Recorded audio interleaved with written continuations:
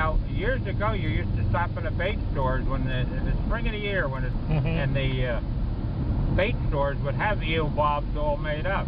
Okay, yeah. But nowadays, no one knows how bobbing for eels is, what it was. Nobody does it anymore. No. People don't believe me when I tell them. Nobody does it anymore. No. People don't believe me when I tell them about bobbing for eels. This was back in the 30s. You could buy an eel bob, or we made them because we were cheaper. It cost you $1 to buy an eel bob. And what a bob was, you took a certain, they used to use wool. There was an argument that they knitted baby clothes with. It was finer, I guess, than regular wool. I don't know, as a kid.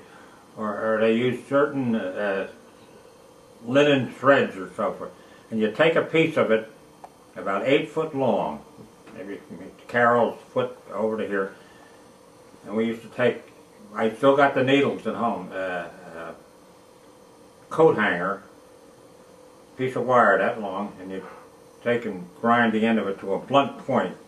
Not a long, sharp point, just a fairly blunt point. And the other end, you'd hammer it flat and drill a hole to it, so you had a needle. It was a soft one. And you put this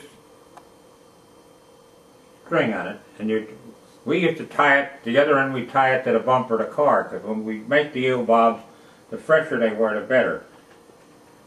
And you bought sandworms down at the bait shop when you went, but the night before or two, and you know how my dad used to get worms out of the garden? Plug in an electric, oh yeah, 110 volt, put water on, make them. Okay, you know that trick. Big night walkers we'd have that. And you take the night walker in your hand, and you poke the needle in the end of it and sew them lengthwise on this. Then you'd hold it tight, and then your partner or your wife, she'd take the worm and you'd wet the line first, because if you put it down dry, it would pull the insides of the worm inside, and you'd slide them all the way down the end. You'd slide a night walker and a sandworm, a night walker and a sandworm. So now you got a worm that's 8 foot long. You take carefully, you tie the two ends together. So now you got a loop over your hand hanging to the ground, an endless worm. Then you take the worm in your hand and one end of it, and you just keep going like this, bring it all the way up. Now you got a bob, as they call them. I don't know. And you take a mason cord line or fish line and put it through it, put it on the top, and tie a knot on it. So you got this ball of worm with the thread to it. And then on the bottom you take and put a sinker, a small sinker, so it would sink. And on that you tie about 10 foot of line. So now you got a completed eel bob. You go out in the boat in the dark with a Coleman lantern, you row out quietly, and you had to stake your rowboat in both ends.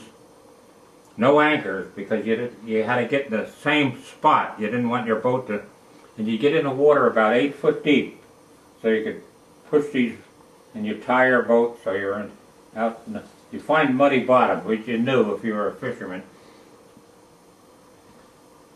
Sit in the boat, you sit facing one at the length of the rope, and you tie the eel bob around this knee, and the other one, each person got 2 bobs. You sit, you throw it out. I'd throw one towards Margaret, and I'd sink down. And then you'd slowly pull it back like this. And the eels would bite them just like a fish. You get an eel, and as soon as you bite, you had to pull, and you're in the dark, you got a lantern in the head. And you had to, you're about that far from where the eel would be, where you usually had a knot in it, so when you knew you hit that knot, with one swift motion, you'd lift it up and the eel would be on it, wiggling like, and you'd drop it in the boat. And the minute they hit the boat, they'd spit it out. It'd get tangled in their teeth. And immediately you'd throw it back out again. And you got one on this side. You had to take and put your pants and your socks while you were in there, because the eels are all over the bottom of the boat. They're trying to get out. They're going, and they're pushing up. They go up your leg. They'd only get up, up above your sock, and you get slimy in it. And when you got 3 people in the boat doing this, the bottom of the boat would be a complete layer of eels. So after you're out there for a couple of hours, then you'd row back in, and the man we rented the boat for was named Gantz. I can remember Mr. Gantz, and he used to sleep in a rubber rain suit on a plank in his shanty because he was out half the night, and he didn't waiting for you. He'd come out, boy, he smelled like the rubber rain suit again.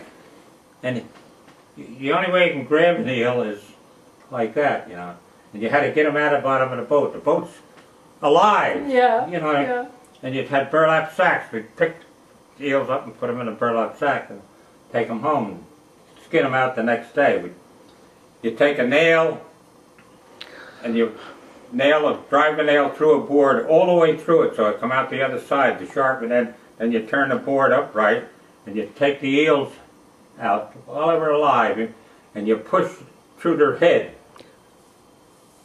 So you got the eel hanging down with his, and then you take your knife and you ring around his neck and get a pair of pliers and you skin the eel right out, and you take your knife up and gut him and throw him.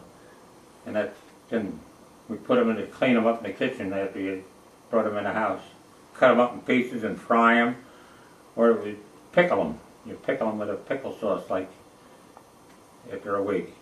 But that was bobbing for eels. It was a 2-day affair, and every spring we would go bobbing for eels down the shore. It was a real ritual. Everybody did it in our neighborhood. Kind of thing. Go bobbing for eels. I had my Lil used to like to do it. She'd go down there at night with my wife. And you ate the eels too. Huh? You had to eat the eels then. Oh yeah, eels are good eating. They're white. They're firm, hard white meat. We had it over in Holland. It's like eating snake, huh? You had it in Europe. Some in Holland, but I still did. Well, it's all in the mind. The Europeans like to eat skates, they eat sea robins, and it's all good seafood. But the Americans have got this, I won't eat rabbit, I won't eat venison, I won't eat, you know what I mean? And it's all perfectly good eating, kind of thing. It's like this gal, my other widow that I go see, the French gal, she was in the French underground during World War II.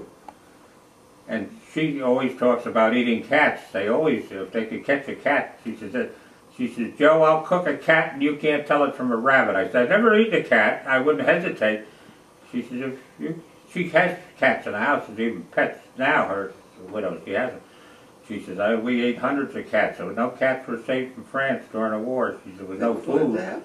And she says, we just cooked them. It was a natural thing to do. So men would come in, they'd have a cat, they'd skin it out, and it's just, I don't know, I thought a cat would taste different. She said, no, you can't tell it from a rabbit. I said, well, I really don't know, but if somebody else will eat it, I'll try it, at least. But I want you to eat it first. How about orchids? You eat orchids?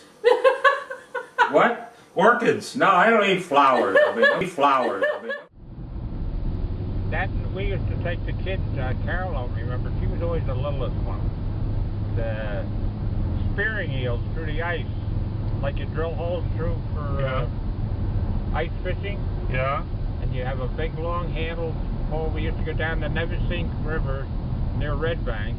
Yeah. Go out in the ice, take the kids out, and they'd all have wintertime eels hibernate in the mud. They get down about a foot in the soft mud bottoms, and at the Shrewsbury River, it's got to be the salinity, I think, has got to be right. Yeah. And it's they bury themselves in the mud and hibernate all winter. And what you do, you have a reverse barbed eel spear. In other words, the barbs aren't on the points facing down. It's a 1/4-inch steel hook goes down, sharpened like with a pencil. Yeah. And then it's bent back up in a loop. Okay. And they're all parallel to one another. So when you probe the mud slowly, you feel a yucky bottom, and you push down on it. And when you bump into an obstacle, you hit clamshells and everything, but you learn to feel it.